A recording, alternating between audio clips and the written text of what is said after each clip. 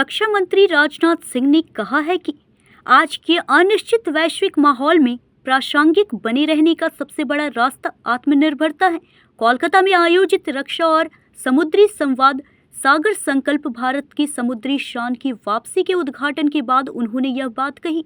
राजनाथ सिंह ने कहा कि भारत अपनी समुद्री शक्ति और रक्षा क्षमता को लगातार मजबूत कर रहा है। उन्होंने जोर देकर कहा कि आत्मनिर्भर रक्षा क्षेत्र देश की सुरक्षा और रणनीतिक मजबूती के लिए बेहद जरूरी है। रक्षा मंत्री ने यह भी कहा कि भारत इंडो पैसिफिक क्षेत्र में शांति, स्थिरता और सुरक्षित समुद्री मार्ग सुनिश्चित करने के लिए प्रतिबद्ध है। साथियों, वर्तमान में सिचुएशन काफी कॉम्प्लिकेटेड हो गई है। एवं ऐसा प्रतीत होता है कि आगे जाकर ये और डायनेमिक ही होती जाएगी। और आज जिस तरह अलग अलग देश लैंड पर, एयर में, सी में और अब तो स्पेस तक में एक दूसरे को से टक्कर ले रहे हैं, वह वास्तव में यह हम सभी के लिए चिंता का विषय है। यह एक एबनॉर्मल सिचुएशन है, मैं ऐसा मानता हूं। What I consider as more worrying is the fact that this abnormality is becoming the new normal. इन सभी डायनेमिक फैक्टर्स के साथ आज की दुनिया में एक और महत्वपूर्ण तत्व जुड़ गया है और वह है टेक्नोलॉजिकल डायनेमिज्म।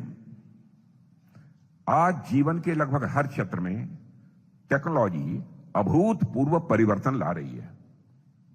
स्वाभाविक है, टेक्नोलॉजी से रिलेटेड सप्लाई चेन भी इंपॉर्टेंट हो गए हैं। हाई इन टेक्नोलॉजीज के साथ तो सप्लाई का मुद्दा और भी गहराई से जुड़ा हुआ है। उदाहरण के तौर पर एक मोबाइल फोन से लेकर हवाई जहाज तक या कोई और हाई टेक्नोलॉजी सिस्टम हो, इनकी सप्लाई चेन्स लगातार डाइवर्सिफाई और कॉम्प्लेक्स हो रही है। डिफेंस सेक्टर में तो यह टेक्नोलॉजिकल डायनेमिज्म और अधिक स्पष्ट रूप से सामने आता है। डिफेंस सेक्टर में आज हाई एंड और प्रिसीजन टेक्नोलॉजी का इस्तेमाल हो रहा है। इसलिए हमारी सरकार का शुरू से ही यह मानना रहा है कि इन अनसर्टेनिटीज के दौर में सप्लाई चेन डिसरप्शन से बचने का एक मात्र उपाय है सेल्फ रिलायंस, यानी आत्मनिर्भरता। और हमारी आत्मनिर्भरता के विजन की एक प्रमुख धुरी, एक प्रमुख पिलर, वह है डिफेंस पब्लिक सेक्टर अंडरटेकिंग्स। ऐतिहासिक दृष्टि से मित्रों देखें तो भारत के डिफेंस सेक्टर में पब्लिक सेक्टर की प्रायोरिटी रही है। पहले ऑर्डिनेंस सेक्रेटरी बोर्ड ने डिफेंस प्रोडक्शन में एक बहुत ही प्रमुख भूमिका निभाई है। 4 शिपयार्ड्स सहित विभिन्न क्षेत्रों में डिफेंस पब्लिक सेक्टर अंडरटेकिंग्स ने नेशनल सिक्योरिटी में अपना एक मेजर कंट्रीब्यूशन दिया है।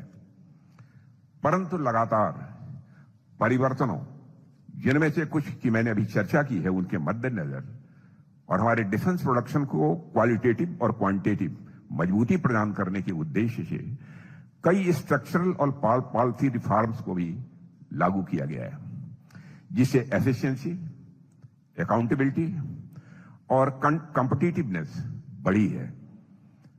अब transparency, financial discipline, performance, benchmarking और रिसर्च एंड डेवलपमेंट पर विशेष बल दिया जा रहा है। और विशेष रूप से शिप बिल्डिंग सेक्टर में यह परिवर्तन साफ देखने को मिलता है। जीआरएसी तथा हमारे और जो प्रमुख डिफेंस शिपयार्ड्स हैं, इन सब पर भी स्पेशल फोकस दिया गया है ताकि हमारा इंडस्ट्रियल इकोसिस्टम मजबूत और फ्यूचरिस्टिक बन सके।